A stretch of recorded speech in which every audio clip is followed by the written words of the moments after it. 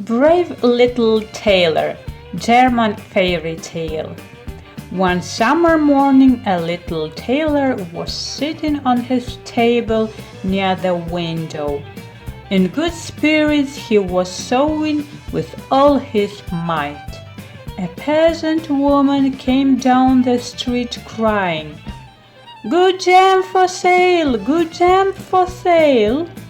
That sounded good to the little tailor, so he stuck his dainty head out the window and shouted, "Come up here, my dear woman, you can sell your goods here." The woman carried her heavy basket up the 3 flights of stairs to the tailor, who had her unpack all of her jars. He examined them, picking each one up and holding it to his nose. Finally he said, "This jam looks good to me. Weigh out 4 ounces for me, even if it comes to a 1/4 pound."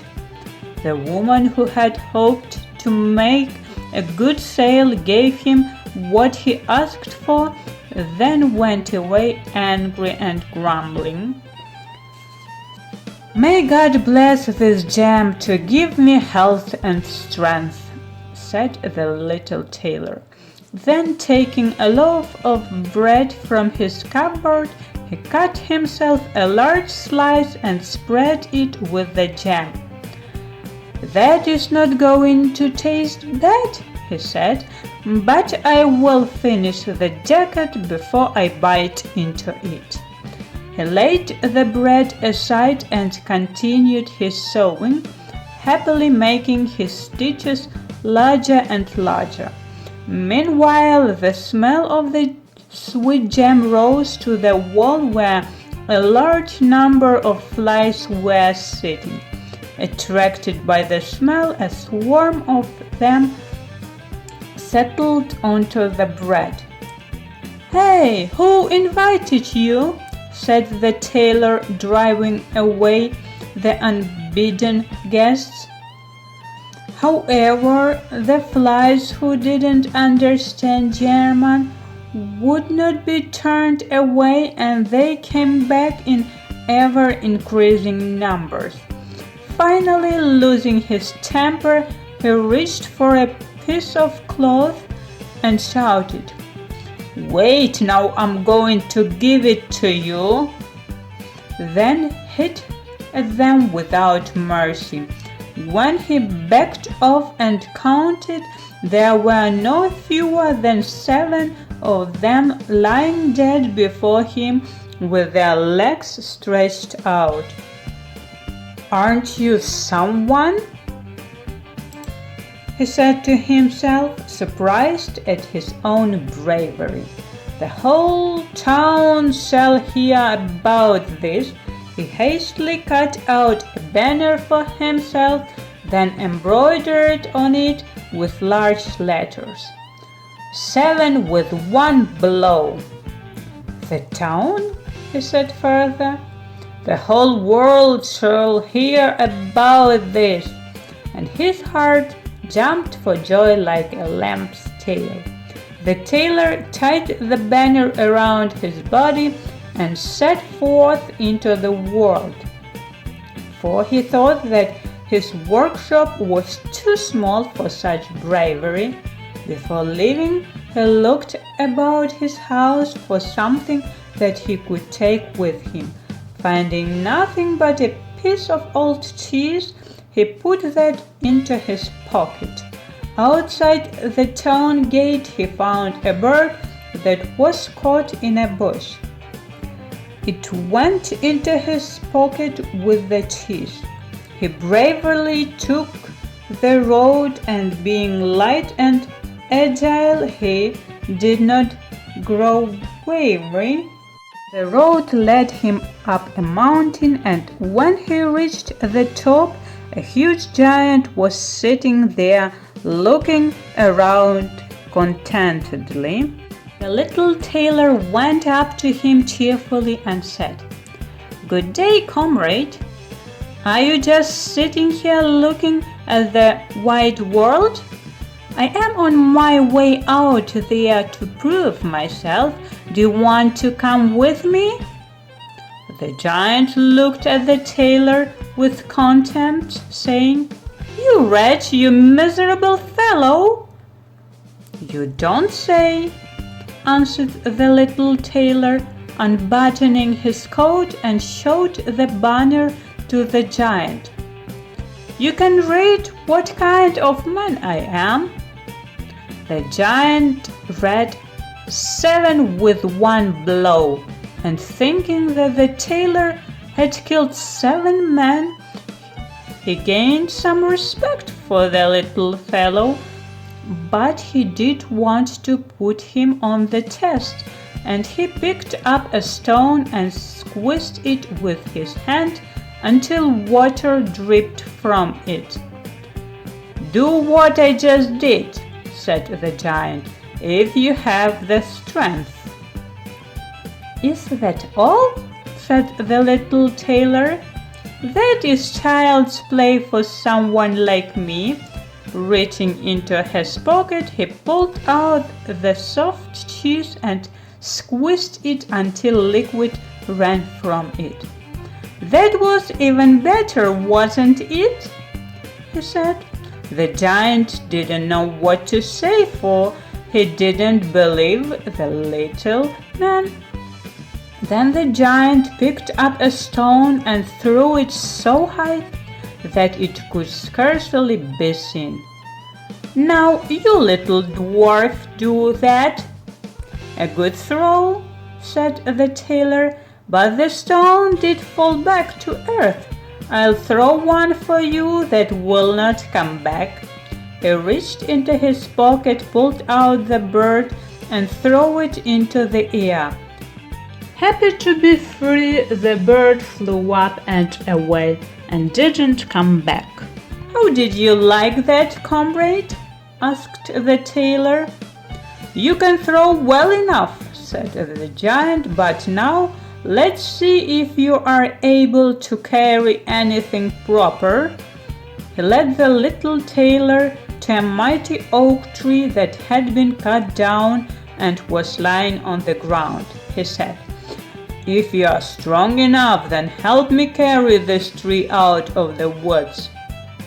"Gladly," answered the little man.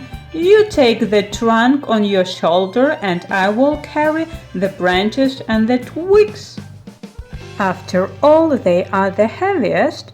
The giant lifted the trunk onto his shoulder, but the tailor sat down on a branch, and the giant, who couldn't see behind himself, had to drag along the entire tree, with the little tailor sitting on top. Cheerful and in good spirits, he whistled the song. There were 3 tailors who rode out to the gate, as though carrying a tree were child's play. The giant, after dragging the heavy load a little way, couldn't go any further, and he called out, "Listen, I have to drop the tree." The tailor jumped down agilely, took hold of the tree with both arms, as though he had been carrying it, and said to the giant, "You are such a big fellow, and you can't even carry a tree." They walked on together until they came to a cherry tree. The giant took hold of the treetop where the ripest fruit was hanging, bent it down, and put it into the tailor's hand, inviting him to eat. However, the little tailor was much too weak to hold the tree, and when the giant let go, the tree sprang upward, throwing the tailor into the air. When he fell back to earth without injury, the giant said, "What? You don't have even strength to hold that little switch?" "There is no lack of strength," answered the little tailor, Do you think that would be a problem for someone who killed 7 with one blow? I jumped over the tree because hunters are shooting down there in the brush. Jump over it yourself if you can." The giant made the attempt but could not clear the tree and got stuck in the branches, so the little tailor kept the upper hand here as well. The giant said, "If you are such a brave fellow, then come with me to our cave and spend the night with us." The little tailor agreed and followed him. When they reached the cave, other giants were sitting there by a fire. Each one had a roasted sheep in his hand and was eating from it. The little tailor looked around and thought, "It is a lot more roomy here than in my workshop." The giant showed him a bed and told him to lie down and go to sleep. However, the little tailor found the bed too large, so instead of laying there, he crept into the corner. At midnight, the giant thought that the little tailor was fast asleep, so he got up, took a large iron bar, and with a single blow smashed the bed in two. He thought he had put an end to the grasshopper. Early the next morning, the giants went into the woods, having completely forgotten the little tailor, when he suddenly approached them cheerfully and boldly. Fearing that he would strike them all dead, the terrified giants ran away in a haste. The little tailor continued on his way, always following his pointed nose.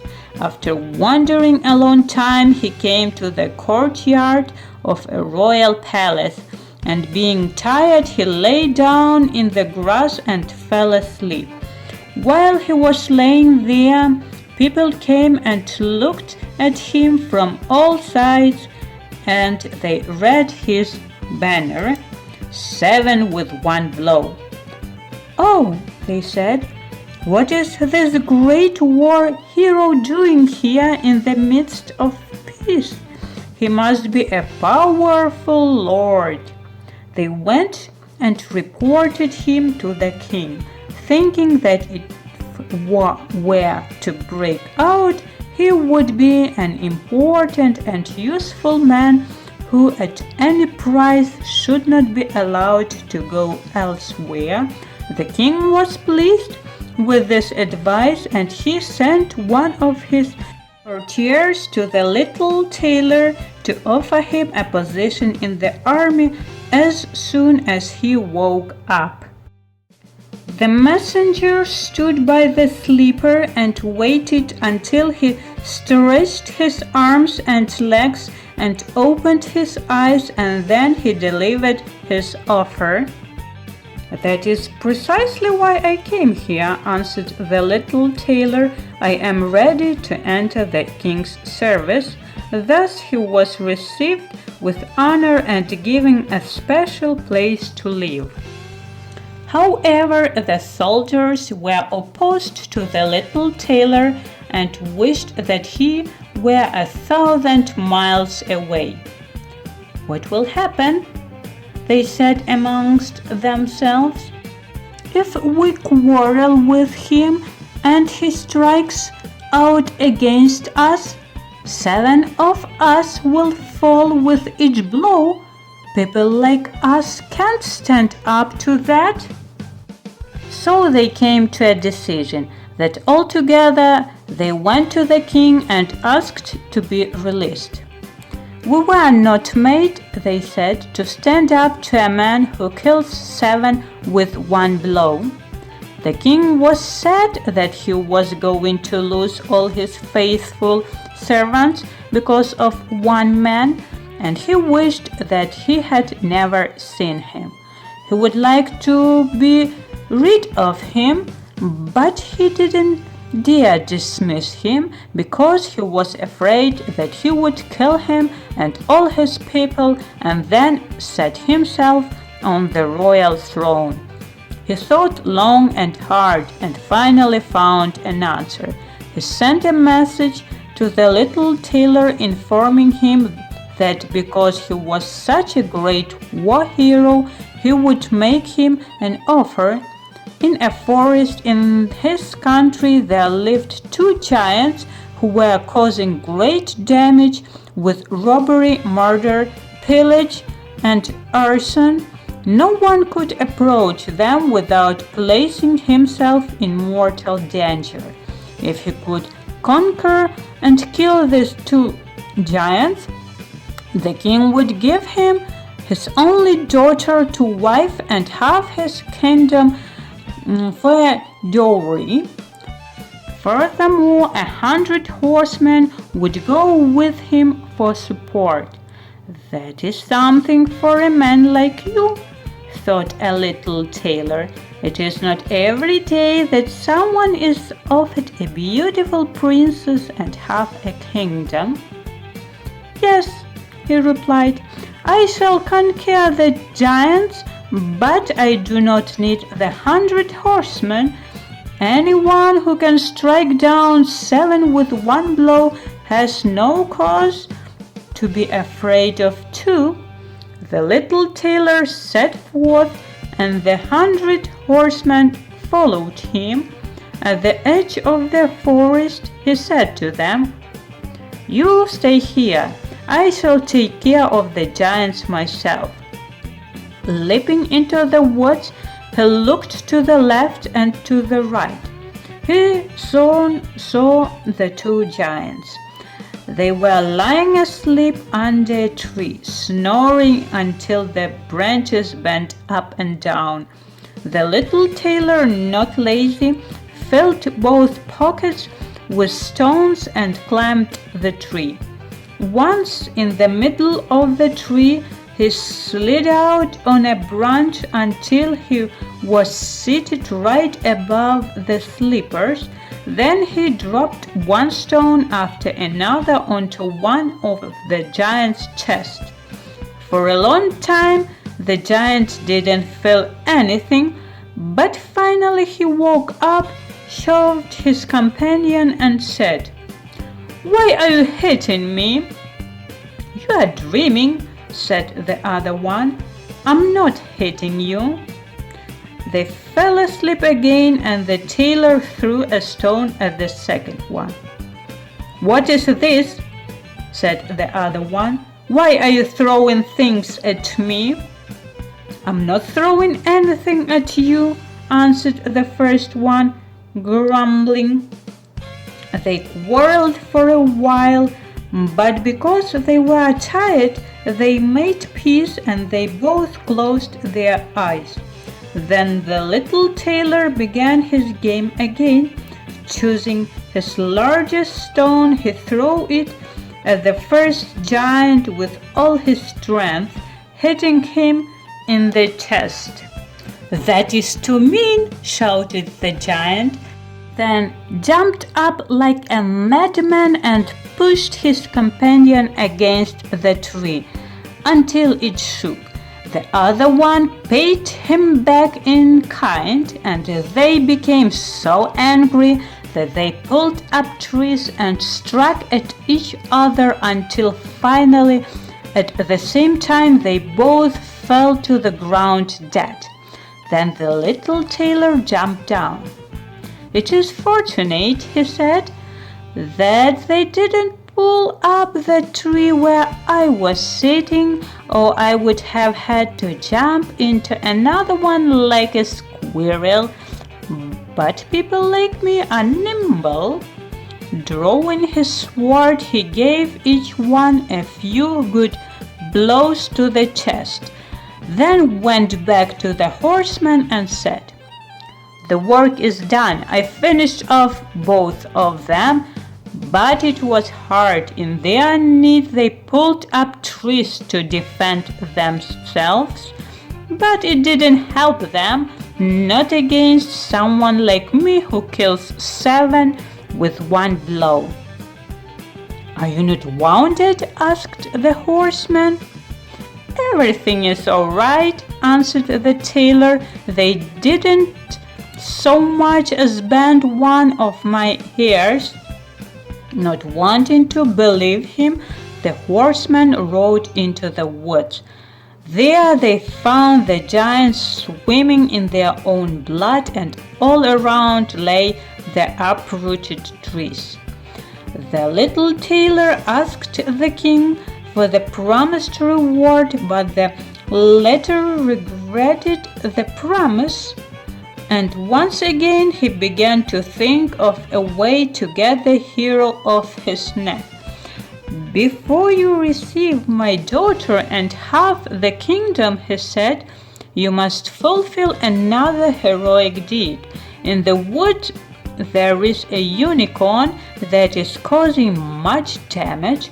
First you must capture it." "I am even less afraid of a unicorn than I was of 2 giants. 7 with one blow, that is my thing." Taking a rope and an axe, he went into the woods. Once again he told those who went with him to wait behind. He didn't have to look very long.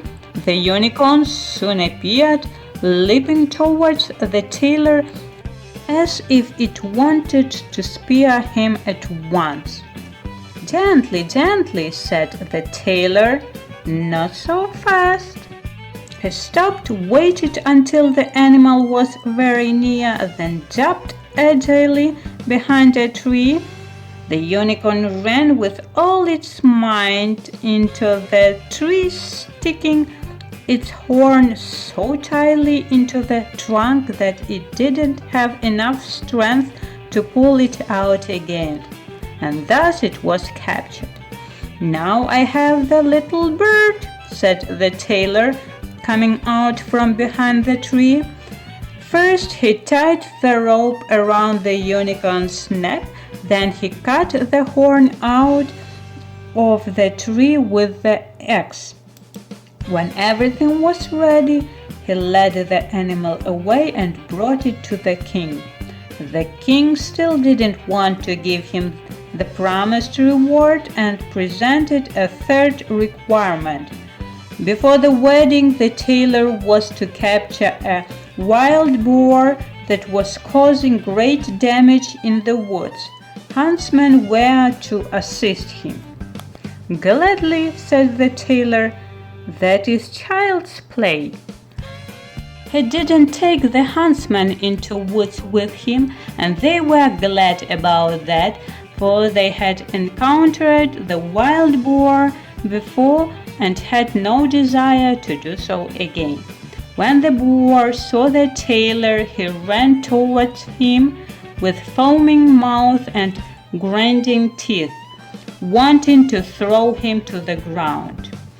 But the nimble hero ran into a nearby chapel, then with one leap jumped back out through a window. The boar ran in after him, but the tailor ran around outside and slammed the door. Thus the furious animal was captured, for it was too heavy and clumsy to jump out the window. The little tailor called to the huntsmen. They had to see the captured boar with their own eyes. The hero reported to the king, who now, whether he wanted to or not, had to keep his promise and give him his daughter and half the kingdom. If he had known that it was not a war hero, but rather a little tailor standing before him, it would have been even more painful for him. The wedding was thus held with great ceremony, but little joy, and a king was made from a tailor. Some time later, the young queen heard in the night how her husband said in a dream, "Boy, make the jacket for me and patch the trousers, or I will hit you across your ears with a yardstick." Thus she determined where the young lord had come from. The next morning she brought her complaint to her father, asking him to help her get rid of the man who was nothing more than a tailor. The king comforted her, saying, "Tonight leave your bedroom door unlocked. My servants will stand outside, and after he falls asleep they will go inside, bind him and carry him to a ship that will take him far away from here." The wife was satisfied with this. However, the king's squire, who had a liking for the young lord, heard everything and revealed the whole plot to him. "I'll put a stop to that," said the little tailor. That evening he went to bed with his wife at the usual time. When she thought he was asleep, she got up, opened the door, and then went back to bed. The little tailor, who was only pretending to be asleep, began crying out with a clear voice, "Boy, make the jacket for me and patch the trousers, or I will hit you across your ears with a yardstick. I have struck down 7 with one blow, killed 2 giants, led away a unicorn, and captured a wild boar, and I am supposed to be afraid of those who are standing just outside the bedroom." When those standing outside heard the tailor say this, they were so overcome with fear that they ran away, as though the wild horde was behind them. None of them dared to approach him ever again. Thus the little tailor was a king, and he remained a king as long as he lived.